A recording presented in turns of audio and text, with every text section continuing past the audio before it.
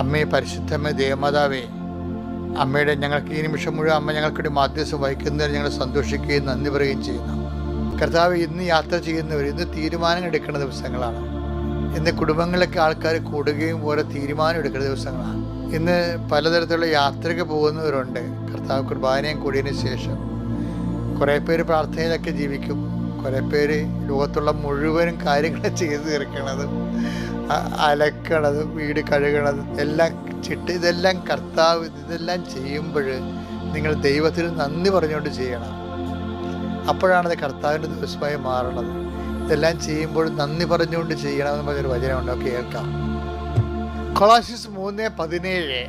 നിങ്ങൾ വാക്കാലോ പ്രവൃത്തിയാലോ കണ്ടില്ലേ, നിങ്ങൾ വാക്കാലോ പ്രവൃത്തിയാലോ എന്ത് ചെയ്താലും അതെല്ലാം കർത്താവായ യേശു വഴി കർത്താവ് യേശു ക്രിസ്തു